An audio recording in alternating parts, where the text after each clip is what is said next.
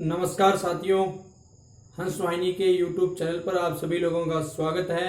मैं हूं रणवीर सिंह राठौड़ और आज अपन यानी अपने राजस्थान के कल्चर की कक्षा को आगे बढ़ाते हैं। मित्रों, राजस्थान की कला व संस्कृति की कक्षा में हम लोग पढ़ रहे हैं राजस्थान के लोक देवता। और राजस्थान के लोक देवता में हमने एक यानी अपने सबसे महत्वपूर्ण लोक देवता को हमने शुरू किया है, वो अपने रामसा पीर, पीरों के पीर है ना, और रूणे चेरा धनिया यानी रूणेचे के धनी को हमने शुरू कर रखा है। मित्रों, तो रामदेव जी के बारे में प्रारंभिक जानकारियां जितनी भी हो सकती है, जहां से प्रश्न आते हैं मैंने आप लोगों को बताई है।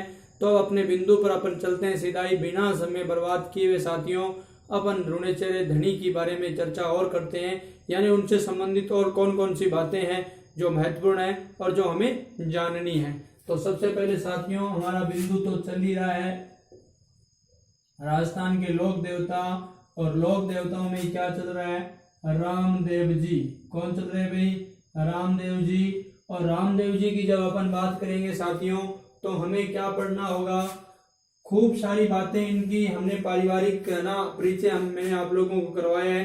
अब हम उसी परिचयात्मक दृष्टि से और आगे बढ़ते हैं, यानी और हमें क्या क्या पढ़ना है रामदेव जी के बारे में। तो साथियों, जब हमने माता पिता और इनके भाइयों का नाम पढ़ा, बहनों का नाम पढ़ा, तो उसमें एक नाम और आता है गुरु का। और जब गुरु की बात करेंगे तो रामदेव जी के गुरु का नाम है साथियों बालीनाथ। क्या नाम है? बालीनाथ रामदेव जी के गुरु का नाम है। और कई जगह यही नाम बालकनाथ के रूप में मिलता है। ठीक है, ये वाली बात। अब मैं आपको इसी स्टेप वाइज आगे ले चलता हूं। यानी गुरु के नाम के बाद में हमें याद करना है साथियों कि रामदेव जी ने बचपन में ही एक काम किया था। वो क्या काम किया था? तो मैं सीधा ही इसके बिंदु से शुरू करता हूं, वध। यानी रामदेव जी ने एक व्यक्ति का क्या किया था? वध किया था, मारा था। उस व्यक्ति का नाम क्या है? तो आपको याद रखना है भैरव राक्षस। क्या नाम है? भैरव राक्षस तांत्रिक था ये, तो भैरव राक्षस। अब एक चीज आप लोग ध्यान रखना, ये जो भैरव राक्षस है किस स्थान पर रहता था? तो ये स्थान भी याद रखना आप लोग, सातलनेर। सातलनेर, ये सातलनेर कस्बा वही है, आप लोग जानते होंगे। मारवाड़ में जब आप लोग बात करोगे तो वहां पर सातल है ना, सातलदेव राठौड़ आएगा। अपन बात करते हैं उसी के समय है ना, उसी के समय घुड़ला जो त्योहार है आपने देखा होगा शुरू हुआ है, तो वो भी ध्यान रखना। ये सातलनेर कस्बा है, वहां पर सातलनेर कस्बे में, यानी इस कस्बे में रहता था ये कौन? भैरव राक्षस। इसका यहाँ पर क्या कर दिया गया? वध किया गया। किसके द्वारा? रामदेव जी के द्वारा। और वो भी ध्यान रखना किस अवस्था में? बाल्य अवस्था में। यानी यहाँ पर रामदेव जी क्या थे? बालक ही थे, और फिर भी इसका क्या कर दिया? वध कर दिया। चमत्कारी महापुरुष थे ये, है ना। अब अपन इससे संबंधित भी और भी बात करते हैं, यानी वध हो गया। अब मैं एक एक बात को स्टेप वाइज आप लोगों को बताता जाऊंगा, आप लोग सुनते जाए। पंथ की बात आती है साथियों, रामदेव जी के द्वारा एक पंथ शुरू किया गया। इस पंथ का नाम भी आपको याद रखना है। पंथ का नाम है कामड़िया पंथ। कौन सा पंथ है? कामड़िया पंथ। ठीक है, और कामड़िया पंथ की अपन चर्चा करते हैं। तो इसी पंथ की अभी इसी से जुड़ा हुआ प्रश्न और बन जाता है नृत्य। यानी रामदेव जी के मेले में है ना, ये नृत्य है, आकर्षण का केंद्र रहता है। तो ये नृत्य कौन सा है? तो आपको ये भी याद करना है, कौन सा? तेरह ताली नृत्य। कौन सा? तेरह ताली नृत्य। तेरह ताली नृत्य है, और ये रामदेव जी का क्या है भाई? यानी मेले का आकर्षण है एक तरीके से। ये तेरह ताली नृत्य क्या होता है साथियों? पहले मैंने ये बताया पंथ कौन सा है? कामड़िया। कौन सा पंथ है? कामड़िया पंथ रामदेव जी के द्वारा चलाया गया है। और नृत्य तेरह ताली नृत्य, यानी इसको कौन करता है? ये भी बहुत महत्वपूर्ण बात है। यही कामड़ जाति की विवाहित महिलाओं द्वारा, विवाहित महिलाओं के द्वारा, यानी कुंवारी कन्याओं के द्वारा नहीं किया जाता। बहुत महत्वपूर्ण बात है ये। ठीक है, यानी कि ये तेरह ताली नृत्य कौन करता है? कामड़ जाति की विवाहित महिलाओं द्वारा नृत्य संपन्न किया जाता है, तो 13 ताली नृत्य। और इस 13 ताली नृत्य को 13 ताली क्यों कहा जाता है? 13 ताली नहीं बजाई जाती, एक प्रकार से 13 स्टेपों के द्वारा किया जाता है। और साथ में ध्यान रखना 13 ताली इसका नाम यूं ही पड़ गया, क्या कारण था पढ़ने का? कि इस समय यहाँ पर हाथों में ना मतलब ये जो महिलाएं क्या करती है, 13 मंजीरें बांधती है, 13 मंजीरें बांधकर क्या करती है? नृत्य करती है।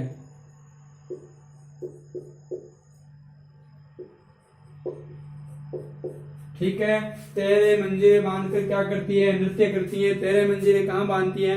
प्रश्न ऐसे भी आ सकता है।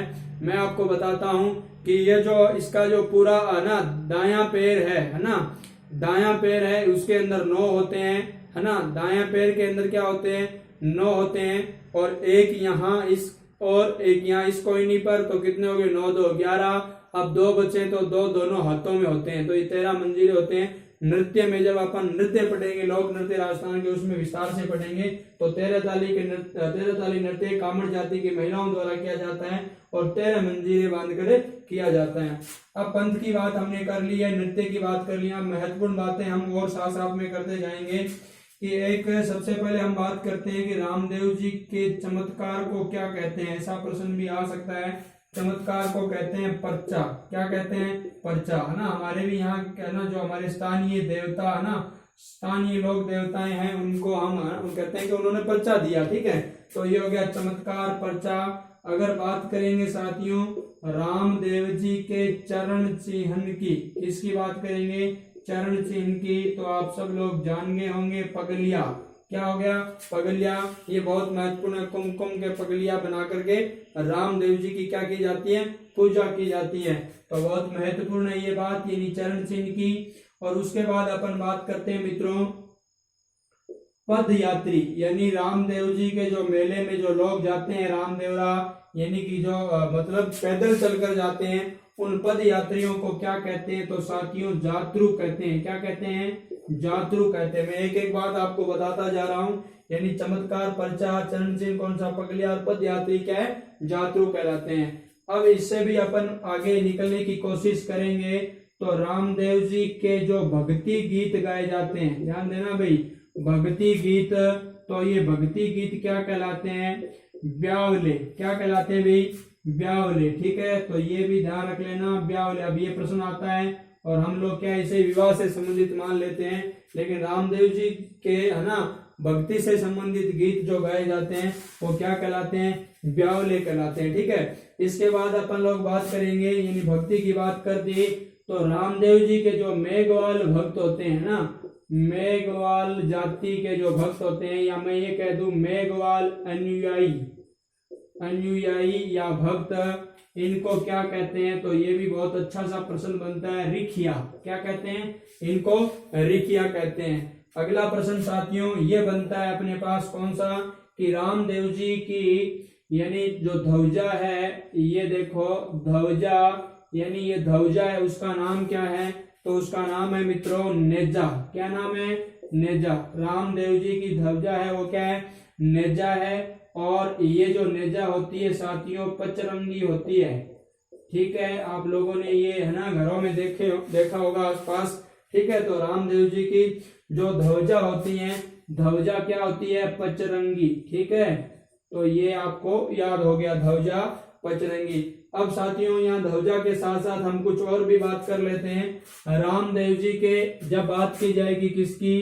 घोड़े की, है ना, घोड़ा। तो रामदेव जी का जो घोड़ा होता है वो क्या होता है? वो हमें पता है, ध्यान दे लेना, लीला। देखो लीला या नीला बात एक ही है। ठीक है, लीला या नीला, राजस्थानी में अपन लीला कह देते हैं अपनी भाषा में, और नीला हिंदी का शब्द हो गया। तो अब देखो ध्यान देना, एक लीला गर आएगा। ठीक है, एक लीला गर आएगा, एक नीली घोड़ी आएगी। ठीक है, तो यहाँ थोड़ा थोड़ा सा आप समझते जाना। ठीक है, लीला, है ना, लीले अश्वार इसलिए कहते हैं, तो लीला और नीला। ठीक है, तो ये घोड़ा किसका है? रामदेव जी का घोड़ा है। अब अपन बात करते हैं इससे और आगे, यदि और क्या प्रतीक चिन्ह है जो रामदेव जी से संबंधित अपन कर सकते हैं ना, कुछ महत्वपूर्ण तथ्यों को हम और भी करते हैं। अब रामदेव जी के यानी कि जो मतलब एक तरीके से रात्रि जागरण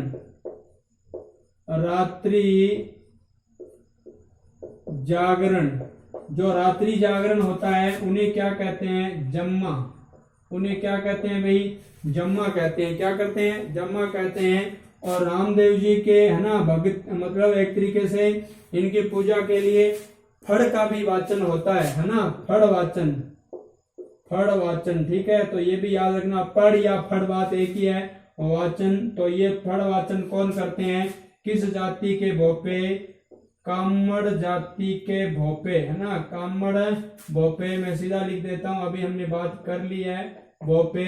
अब ये प्रश्न परीक्षाओं में आया हुआ है कि किस वाद्य यंत्र के साथ? तो रावण हत्ता वाद्य यंत्र के साथ, रावण हत्ता वाद्य के साथ, ठीक है। तो ये प्रश्न आया हुआ है परीक्षा में, और भी आ सकता है। रावण हत्ता वाद्य के साथ कामड़ जाति के भोपों के द्वारा क्या किया जाता है? रामदेव जी का क्या किए जाते हैं? पढ़ का वाचन किया जाता है, ठीक है। तो बड़ी महत्वपूर्ण जानकारियां हम रामदेव जी के बारे में निरंतर लेने की कोशिश कर रहे हैं कि कहीं कोई चूक न हो जाए, ठीक है। अब देखो साथियों, जब हमने ये सारी जानकारियां रामदेव जी के बारे में ली है गुरु से लेकर के, मैं एक बार इनका सभी का क्या दोहरान कर देता हूं, फिर बची बातें हम और लेते हैं। मैंने आप लोगों को बताया कि गुरु कौन है? बालीनाथ जी है, इन्हीं बालकनाथ जी कहते हैं। वध भैरव राक्षस का किया बाल्य अवस्था में, जब छोटे थे रामदेव जी तभी, है ना, सातलनेर कस्बे में। और उसके बाद मैंने बताया पंथ कौन सा है? कामड़िया पंथ रामदेव जी का चलाया हुआ था। नृत्य की बात करते हैं तो 13 ताली नृत्य, है ना, रामदेव जी के मेले का प्रमुख आकर्षण है। रामदेव जी के भक्ति के रूप में ही उसे किया जाता है। कामड़ जाति की विवाहित महिलाओं के द्वारा किया जाता है। 13 मंजीरे, है ना, 13 क्या होते हैं? मंजीरे होते हैं। उन मंजीरों को मैंने आपको बता दिया, 9 ना दाएं पैर में और 2 हाथों में और 2 कोहनियों पर, है ना, 9 4 13 हो गए। तो उन 13 मैंने आपको बता दिया। चमत्कार पर्चा कहलाते हैं। क्या कहलाते हैं मित्रों? पर्चा कहलाते हैं। नहीं, बाबा जी ने कहीं दिया पर्चा। और जब चरण चिन्ह की बात करेंगे तो पगलिया, है ना, कुमकुमरा पगलिया। और पद यात्री जातरू कहलाते हैं। क्या कहलाते हैं? जातरू कहलाते हैं। मैंने आपको बताया। इधर अपन बात करते हैं घोड़ा, तो रामदेव जी का घोड़ा लीला या नीला बात एक ही है। रात्रि जागरण कौन सा है? जम्मा है। पड़ वाचन कामड़ भोपे रावण हत्ता वाद्य के साथ, कौन से? रावण हत्ता वाद्य के साथ। और मैंने आप लोगों को बताया कि भक्ति गीत इनके हैं ब्यावले। और मैंने आपको ये भी बताया कि मेघवाल जो अनुयायी है वो क्या कहलाते हैं? रिखिया। और ध्वजा की बात करेंगे तो नेजा। और नेजा कौन सी ध्वजा होती है? पचरंगी होती है। अब अपन इसी से रामदेव जी की आगे और कहानियों को भी पढ़ते हैं। जहां से भी प्रश्न बनता है वहीं से हम उन एक एक पॉइंट को उठा रहे हैं। एक भी शब्द निरर्थक नहीं है मित्रों। और मेरे पास इतना फालतू में टाइम ही नहीं है कि मैं आप लोगों को निरर्थक चीजें करवाऊं। एक एक शब्द पर आपको गौर करना चाहिए और याद भी करना चाहिए। अब उसके बाद अपन बात करते हैं रामदेव जी की। एक चीज मैंने आप लोगों को बता दिया है कि रामदेव जी को ना कपड़े के घोड़े रामदेव जी के चढ़ाए जाते हैं, है ना, कपड़े के घोड़े, ये भी ध्यान रखना, कपड़े के घोड़े रामदेव जी के चढ़ाए जाते हैं। तो ये थोड़ा सा ध्यान देना, ठीक है। एक तरीके से ये चढ़ावा हो गया। हालांकि चढ़ावा क्या होता है? खाने वाला उसे कहते हैं, है ना, जो प्रसाद होता है उसे। लेकिन ये जब चढ़ाए जाते तो चढ़ावा हो गया ना, कपड़े का घोड़ा। आपको पता होगा रामदेव जी को बचपन में घोड़े बहुत प्रसिद्ध थे ना, इसलिए वो सॉन्ग, वो गीत भी आपको याद है ना, माँ मन घोड़ लियो घड़वाइये, माँ मन घोड़ लियो घड़वा, अरे घोड़ लियो मंगवाइये, माँ मन घोड़ लियो मंगवा, अरे घोड़े चटवा घूमन जास्या, घोड़े चटवा घूमन जास्या, मन घोड़ लियो मंगवाइये, माँ मन घोड़ लियो मंगवा। अलग अलग गायक कलाकारों के द्वारा अलग अलग गाया जाता है। मैंने तो उनका एक बिंदु लेकर आपको सुनाया मित्रों। तो कहने का मेरा तात्पर्य, ये बड़ा ही सुंदर जो सॉन्ग है, आप लोग सुनना, आपको जब भी टाइम मिले, बड़ा ही अच्छा है। तो वो इसलिए होता है कि रामदेव जी को बचपन में भी घोड़ा प्रसिद्ध था। एक कपड़े का घोड़ा उनको लाकर दिया गया और वो घोड़ा जब रामदेव जी उसके ऊपर बैठे तो वो घोड़ा आकाश में उड़ने लगा, विचरण करने लगा। इसलिए ये गीत भी प्रचलित हो गया और ये बातें भी प्रचलित हो गई। अब हम इससे संबंधित रामदेव जी से संबंधित कुछ और तथ्यों को करते हैं कि रामदेव जी मित्रों, एक चीज मैं और बता देता हूं, ये क्या थे, कवि भी थे। क्या थे, कवि भी थे। तो मैं कवि ने लिख करके पहले ये लिखूंगा कि इनकी पुस्तक कौन सी थी, है ना भाई। कवि तो थे तो पुस्तक, और पुस्तक का नाम आपको याद रखना है 24 बाणियां। कौन सी, 24 बाणियां, ठीक है। 24 वाणियां इनकी जो पुस्तक थी बहुत महत्वपूर्ण है ना। 24 बाणियां, हालांकि ये मत सोचना बाणियां यानी अपन वो नहीं है जाति से संबंधित, न कि वो सेठ, वो बाणियां नहीं। बाणियां शब्द यहाँ किसके लिए है, वाणियां होती है लेकिन बाणियां राजस्थानी के रूप में बाणियां, तो ये शब्द किसके लिए है, 24 बाणियां रामदेव जी की रचना के लिए आया है। तो ध्यान देना, ऐसा प्रश्न आया हुआ है कि ऐसे कौन से लोक देवता है जो लोक देवता के साथ साथ कवि भी है। क्या है, कवि भी है। तो वो कौन से हो जाएंगे, रामदेव, और इनकी जो रचना है वो मैंने आपको बता दी है 24 बाणियां। अब अपन इससे भी आगे चलते हैं, रामदेव जी से संबंधित और भी बात करते हैं कि रामदेव जी ने क्या क्या और भी स्थापना की थी। एक इनके आंदोलन की बारे में बात करते हैं, आंदोलन की। तो इन्होंने जो एक आंदोलन चलाया था वो था जम्मा जागरण। जम्मा जागरण, ये जो जम्मा जागरण इनका आंदोलन था, है ना, एक तरीके से समाज सुधार का आंदोलन था, यानी कि मतलब अस्पृश्यता को दूर करने के लिए समाज सुधार का आंदोलन था। तो ये भी आप लोग ध्यान कर लेना। यानी एक तरीके से मैं ये कह दूंगा कि पिछड़े हुए लोगों को, है ना, जिन्हें तथाकथित लोग दलित मानते थे, उनको, है ना, शामिल करना, समाज की मुख्य धारा में जोड़ना, ये रामदेव जी का प्रमुख कार्य था। अब मैं इसी आंदोलन से संबंधित एक तथ्य आपको और बता देता हूँ। रामदेव जी ने एक शुद्धि आंदोलन भी चलाया, शुद्धि आंदोलन। और ये जो शुद्धि आंदोलन क्या था, इस पर भी आप गौर करना। शुद्धि आंदोलन का मतलब हो गया कि जिन्हें, है ना, जबरन क्या किया, मतलब जबरदस्ती उनका धर्म परिवर्तन कर दिया गया। जैसे, है ना, हिंदू थे और उनका जबरन धर्म परिवर्तन करके क्या बना दिया गया, मुसलमान बना दिया गया। तो उनको यानी वापस अपना, है ना, वापस धर्म परिवर्तन, यानी वापस, एक तरीके से मैं ये लिख सकता हूँ घर वापसी, ठीक है, वापस घर वापसी, यानी कि दोबारा, है ना, ये धर्म में वापस प्रवेश करा दिया। तो इस शब्दों को आप गौर कर सकते हैं। यानी शुद्धि आंदोलन, मैंने कहा वापस घर वापसी, कहने का मतलब जो लोग हिंदू से मुसलमान बन गए थे उनको वापस क्या एक तरीके से, है ना, शुद्धिकरण के तहत वापस उन्हें ले आए। तो ये आंदोलन भी किसके द्वारा, रामदेव जी के द्वारा शुरू किया गया था। और ऊपर वाली बात हमने की है कि एक आंदोलन जम्मा जागरण के रूप में समाज सुधार वाला था। अब साथियों, अपन इससे संबंधित रामदेव जी से, यानी रामदेव जी से संबंधित कुछ और तथ्य उनको भी करते हैं। एक आता है इनके द्वारा स्थापना से संबंधित बात। क्या आती है, स्थापना, यानी रामदेव जी ने स्थापना किसकी की, तो आपको याद रखना है रुणेचे की। किसकी, रुणेचे की स्थापना की, रुणेचा की स्थापना। और एक चीज ये याद रख लेना, ये रुणेचे की स्थापना कहाँ पर हुई, तो वो आप सब लोग जानते हो, बताने की आवश्यकता नहीं है। पोखरण में है। रुणेचा कहाँ पर है, पोखरण। और पोखरण कहाँ पर है, जैसलमेर। कहाँ पर है, जैसलमेर। अब एक चीज आप लोगों को ध्यान रखनी चाहिए, मैंने आपको कल ही बताया था कि रामदेव जी की, है ना, एक भतीजी होती है, उस भतीजी को दहेज के रूप में ये दे देते हैं। क्या दे देते हैं, पोखरण, ठीक है, पहले पोखरण में होते थे तो दहेज उनको दे देते हैं दहेज के रूप में। इसलिए पोखरण से रामदेव जी रुणेचे में आकर रुणेचे की क्या करते हैं, स्थापना करते हैं। वहीं से डाली बाई की क्या होती है, भेंट होती है, धर्म भेंट बनाते हैं। तो वो भी याद रखना। तो रुणेचा, है ना, रुणेचे की क्या की जाती है, रामदेव जी की द्वारा स्थापना। अब अगर अपन बात करें निर्माण, यानी रामदेव जी के द्वारा क्या निर्माण करवाया गया, तो निर्माण में आपको एक चीज याद रखनी है। एक तो रामदेव जी ने राम सरोवर तालाब का निर्माण करवाया। राम सरोवर तालाब हुआ राम बावड़ी का निर्माण। राम बावड़ी का निर्माण ये किसके द्वारा करवाया गया भाई, निर्माण कार्य रामदेव जी के द्वारा करवाया गया।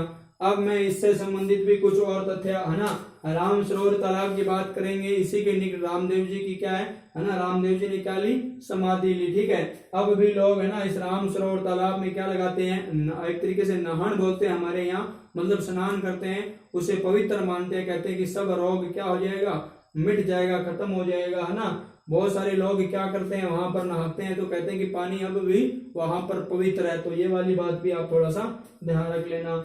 अब मित्रों निर्माण की बात हो गई है, स्थापना हमने कर ली, तो मैं एक चीज और बता देता हूँ, रामदेव जी के भक्त से संबंधित कोई तथ्य आ जाए भक्त की, तो यहाँ भक्त या मैं कह सकता हूँ इसके है ना ज्यादा जो प्रिय थे, तो एक व्यक्ति का नाम आता है रत्ना राय का, रत्ना राय का, और एक नाम आता है ना, आप लोग याद कर लेना, वो हो जाएगा लक्खी बंजारा, लक्खी या लक्की बंजारा, लक्खी बंजारा, और एक और नाम आता है वो है हरजी भाटी। कौन सा है, हरजी भाटी। रामदेव जी के गीत भी गाए गए हरजी भाटी के द्वारा ना, गीत आता है ना, हरजी भाटी जस गायो और आज, ठीक है, तो ऐसे आता है। तो रत्ना राय का, लक्खी बंजारा, हरजी भाटी। रत्ना राय का की बात तो आप जानते हो ना, इसकी वो बुड्ढी सी ऊंट होती है, मतलब सांड है ना होती है, और उस सांड को लेकर के जाता है कहाँ, सुखनाबाई के वहां ना, और वहां से मतलब विवाह होता है रामदेव जी का, लाने के लिए जाता है, वो सारी बात आप लोग जानते होंगे पूरी कहानी। तो भक्त रत्ना राय का, लक्खी बंजारा और हरजी भाटी, ठीक है, ये इनके प्रिय क्या थे, भक्त थे।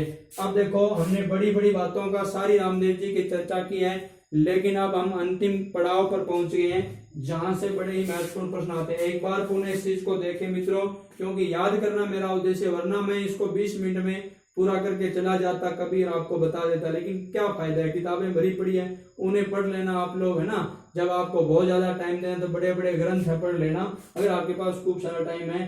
बात ये थी कि रामदेव जी कवि भी थे, है ना, इसकी इनकी रचना क्या है, 24 वाणियां, कपड़े के घोड़े, है ना, इनके चढ़ाया जाता था, वो चढ़ावा हो गए, कपड़े के घोड़े प्रसिद्ध थे। तभी मैंने आप लोगों को ना वो गीत बताया, कौन सा गीत था, कि माँ मने घोड़े लियो मंगवाए, माँ मने घोड़े लियो मंगवाए, घोड़े चढ़वा घूमन जासू, घोड़े लियो मंगवाए, माँ मने घोड़े लियो मंगवा। ठीक है, तो कहने का मतलब रामदेव जी अपनी माँ के द्वारा बचपन में ही घोड़े की मांग करते हैं, और घोड़ा लाकर भी दिया जाता है ना, है ना।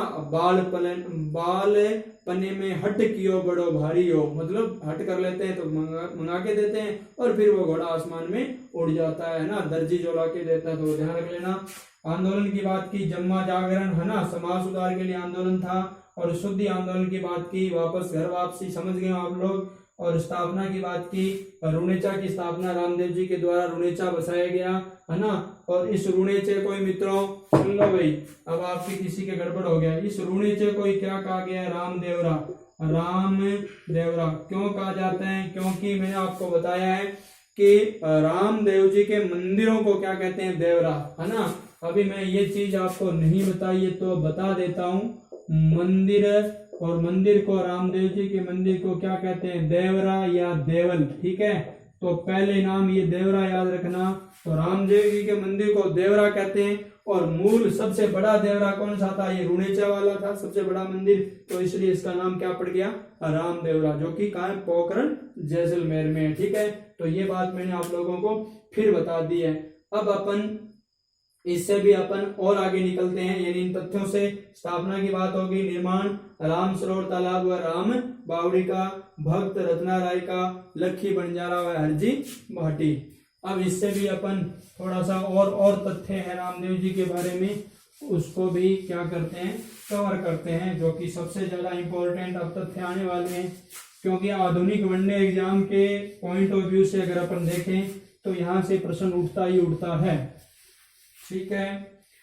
अब देखो, अब जब अपन बात करेंगे रामदेव जी की चल रही है, तो सबसे पहले हमें बात करनी चाहिए यानी रामदेव जी के प्रमुख मंदिरों की, किसकी, प्रमुख मंदिरों की, उसके साथ ही क्या हो जाएगी, मेले की बात भी हो जाएगी।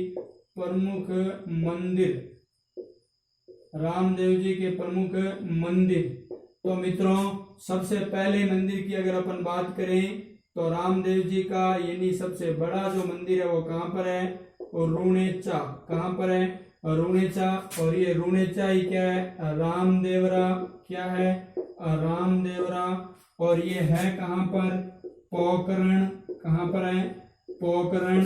और पोखरण राजस्थान के किस जिले पर है, किस जिले में है, जैसलमेर में। कहाँ पर है, जैसलमेर में। ये बात दोबारा रिपीट हो रही है लेकिन कोई बात नहीं, याद हो जाएगी। अब देखो ये जो रुणेचा है, रामदेवरा, पोखरण, जैसलमेर, यहाँ पर है ना सबसे बड़ा मंदिर है, सबसे बड़ा मंदिर और सबसे बड़ा मेला, यानी रामदेव जी का सबसे बड़ा यहाँ पर यही तो मेला है और यही सबसे बड़ा क्या है, मंदिर है। और अब मेला का है ना नाम आया है तो आपको ये बात तो याद रखनी है कि ये सबसे बड़ा मेला कब भरता है, तो ध्यान देना भाई, मेला कब भरता है, भाद्रपद, भाद्रपद शुक्ल द्वितीया, भाद्रपद शुक्ल द्वितीया। मैं इसको ये लिख सकता हूं बाबेरी बीज, बाबेरी बीज, यानी ये जो दूज है इसे कहा जाता था बाबेरी बीज। तो भाद्रपद शुक्ल द्वितीया से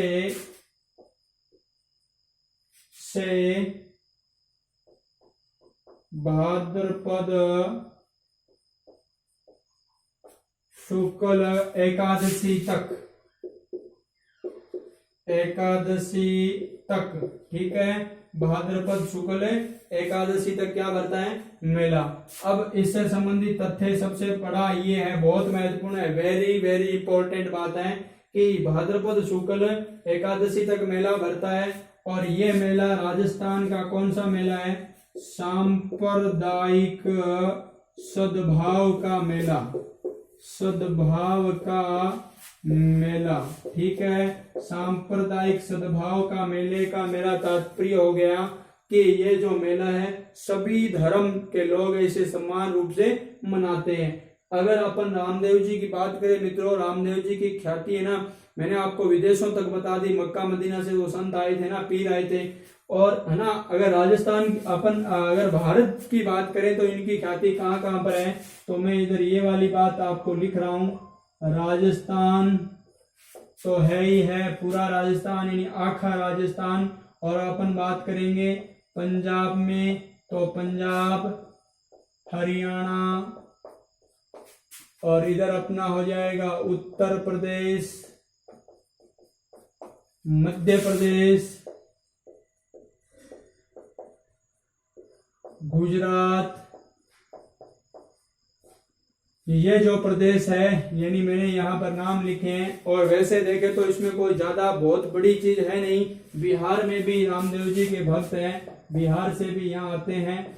लेकिन अगर हम ये देखना चाहें कि बहुत लंबा चौड़ा है ना, अगर माने अपन लोग इस प्रकार की कि मतलब हमें याद नहीं होगा, तो याद करने वाली इसमें क्या बात है रे, राजस्थान के सारे पड़ोसी जो है ना, क्या है, पड़ोसी राज्य है, सिर्फ बिहार को छोड़ करके बाकी सारे क्या है, पड़ोसी राज्य हैं।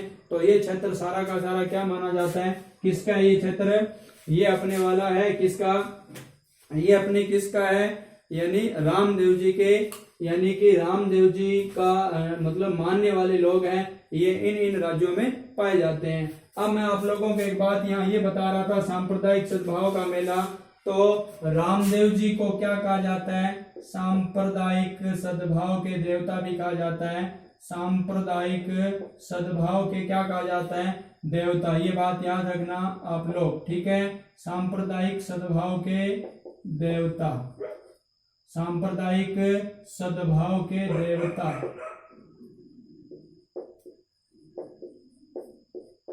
के देवता, ये इन मेले की, इस मेले की प्रमुख विशेषता ये है, सांप्रदायिक सद्भाव, मतलब सभी धर्मों को, सभी धर्म के लोग समान रूप से यहाँ आते हैं और बड़े ही प्यार से रहते हैं। तो ये मैंने आप लोगों को बताया।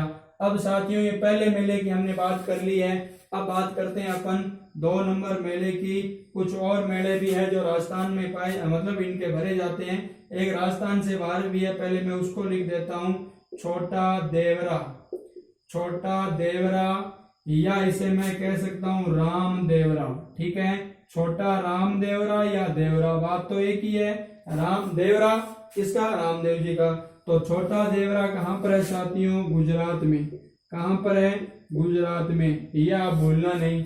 अब मैं अगली बात बताता हूँ किसकी, यानी अपने 3 नंबर मंदिर की। तो 3 नंबर प्रसिद्ध मंदिर, आप देखो रामदेव जी के नाम आते हम है ना तुरंत क्या कर देते हैं, उत्तर भर देते हैं कि क्या रुणेचा है।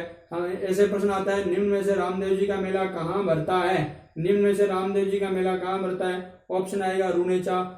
जैसे ही रुणेचा दिखेगा, रामदेव दिखेगा, अपन टूट पड़ेंगे और उत्तर भर देंगे कि हाँ 1 नंबर आगे ए भर देंगे। आगे नहीं देखेंगे कि आगे भी जो स्थान है यानी 2 और 3 में वहां पर भी रामदेव जी के मेले भरते हैं। तो इसका मतलब चौथे ऑप्शन में क्या दे रखा है, सभी। तो उत्तर वो हो सकता है।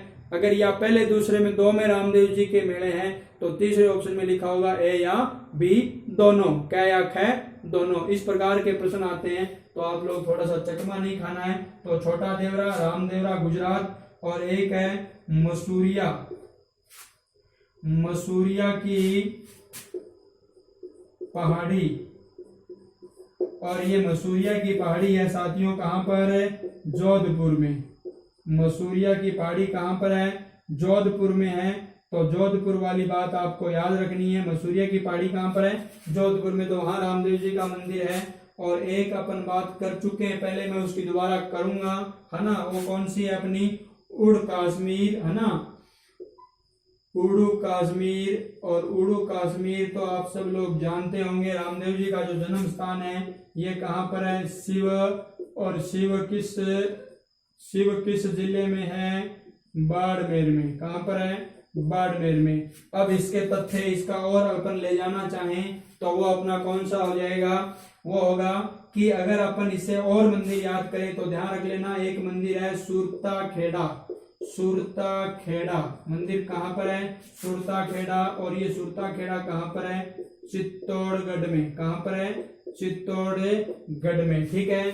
और एक रामदेव जी के और मंदिर की बात करता हूं मैं है ना, बिराटिया खुर्द है ना, एक मंदिर और है, मैं इधर लिख देता हूं आपको, ये लो 6 नंबर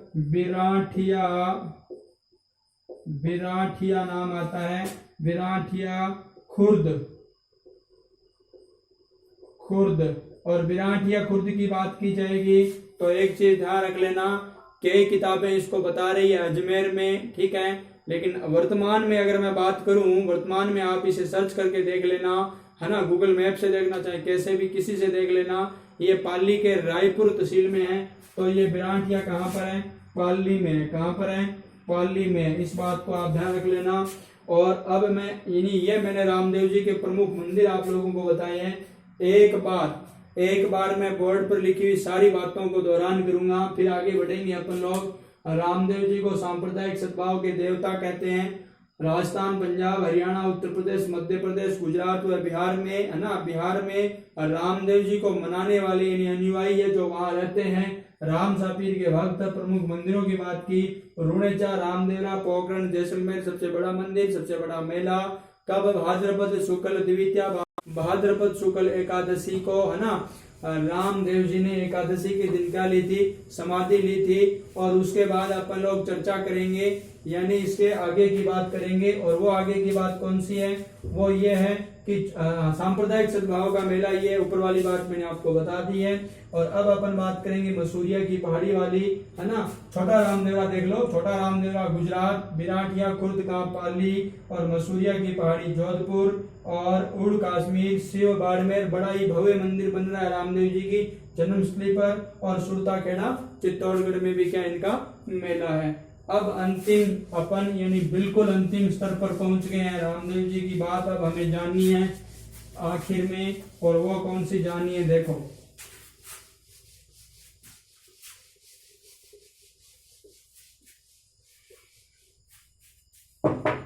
यानी अब रामदेव जी की अपन लास्ट में बात करेंगे साथियों। रामदेव जी ने क्या ली थी, जीवित समाधि। क्या ली थी भाई, जीवित समाधि, ठीक है। और हालांकि मैं ये कह रहा हूं कि इनकी प्राकृतिक मृत्यु नहीं हुई थी, बल्कि इन्होंने क्या ली थी, जीवित समाधि। ये जीवित समाधि ली कब थी, ये महत्वपूर्ण है, हमें याद रखना है। भाद्रपद शुक्ल एकादशी और विक्रम संवत की अगर आप लोग बात करोगे है ना, अगर अपन पहले तो सन की बात करेंगे, क्योंकि मैंने आपको बताया एक चीज याद करो एक अपने आप याद हो जाएगी। तो 1458 याद करें, और अब आप इसको क्या कर सकते हो, विक्रम संवत निकाल सकते हो, क्योंकि आपको 1458 ये क्या है, ईस्वी सन है। तो इसके 57 जोड़ दो, आपका उत्तर आ जाएगा। इसके आप लोग 57 जोड़ दोगे तो ये देखो, ये लो 1515, 8 7 15, ये हो गया ना, 8 7 ये 15 5 5 10, हाँ हो गया, पूरी तरह से सही है। तो 1515 ये क्या हो गया, विक्रम संवत। ठीक है, एक चीज ही याद करना, रटते नहीं रहना, फालतू में दिमाग खपत करने की आवश्यकता नहीं है। तो भाद्रपद शुक्ल एकादशी 1458 ईस्वी को, विक्रम संवत 1515 ईस्वी को रामदेव जी के द्वारा क्या ले ली जाती है, समाधि। और ये जो समाधि कहाँ ली जाती है, ये मैंने आप लोगों को पहले ही बता दिया है, राम सरोवर तालाब के निकट, राम सरोवर तालाब के निकट और के पास हो गया, निकट हो गया, समीप हो गया, बात तो एक ही है ना। और एक चीज मैं आपको बता देता हूँ, रामदेव जी की समाधि के, गौर करना भाई, रामदेव जी के समाधि के एक दिन पूर्व, यानी रामदेव जी की जो कौन थी, धर्म बहन, और इस धर्म बहन का नाम क्या था, डाली बाई। कौन सी बाई, डाली बाई। और डाली बाई के द्वारा भी क्या ले ली जाती है, समाधि। ठीक है, इनके द्वारा भी क्या जीवित समाधि ली जाती है एक दिन पहले। और है ना, कुछ लोग ये कहते हैं कि ये जो समाधि लेने वाला स्थान है, ये इस राम सरोवर से लगभग है ना 4 किलोमीटर दूर है। कितने किलोमीटर है, 4 किमी दूर है। कितनी दूर है, 4 किमी, यानी 4 किलोमीटर दूर है। एक बात मैं और बता देता हूँ, ये जो समाधि का स्थान है, यहाँ पर पहले रामदेव जी समाधि लेने वाले थे, लेकिन ये जो डालीबाई खुद आ गई, इसने कहा नहीं ये स्थान तो मेरा है, यहाँ तो समाधि मैं लूंगी। तो फिर यहाँ रामदेव जी की बहन है ना डालीबाई समाधि लेती है, और रामदेव जी अन्यत्र थोड़ी ना, कहा राम सरोवर तालाब के निकट जाकर क्या ले लेते हैं, समाधि ले लेते हैं। और एक चीज मैं और बता देता हूँ, है ना, ये तिथि तो इस प्रकार इशारा कर रही है कि भाद्रपद शुक्ल एकादशी को रामदेव क्या मनानी चाहिए हमें, है ना, सॉरी, भाद्रपद, है ना, भाद्रपद शुक्ल पक्ष की द्वितीया बाबेरी बीज को हमें रामदेव जयंती मनानी चाहिए। लेकिन अक्सर हम एक नाम ले लेते हैं कि रामदेव जयंती आ गई भाद्रपद शुक्ल दशमी को, नहीं, वहां पर है ना वो रामदेव दशमी के रूप में मनाई जाती है। ध्यान देना, रामदेव दशमी, तेजा दशमी की भी बात करते हैं, तो ये रामदेव दशमी है, न कि जयंती है, ध्यान देना। और एकादशी के दिन ये क्या लेते हैं, समाधि। मित्रों, हमने बेहतर तरीके से रामदेव जी के बारे में एक एक अध्याय पढ़ा। थोड़ा आप लोगों को है ना समय मैंने आप लोगों का लिया है, लेकिन आपका ये समय मैंने जाया नहीं किया साथियों। अगर आप लोग इस प्रकार चीजों को पढ़ोगे तो कोई दिक्कत नहीं होगी। यानी अपने यानी लोक देवता प्रमुख है राम सापीर, हमारा भला करेगा, है ना, और जरूर हमें सारी चीजें याद होगी मित्रों। और आप लोगों को निरंतर क्या करना है, यानी कि इसी प्रकार पढ़ते रहना है। और सभी विद्यार्थियों को मेरी तरफ से महाराणा प्रताप यानी वीर सपूत, राजस्थान के वीर सपूत, है ना, एकलिंग जी के दीवान की जयंती पर कोटि कोटि महाराणा प्रताप को नमन, और आप सभी लोगों को हार्दिक बधाइयां व शुभकामनाएं। 9 मई 1540 को वीर सपूत का जन्म हुआ। बात इसकी अपन करेंगे, है ना, मेवाड़ में, है ना, विस्तार से चर्चा करेंगे।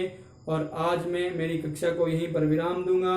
जय हिंद, जय भारत, वंदे मातरम साथियों।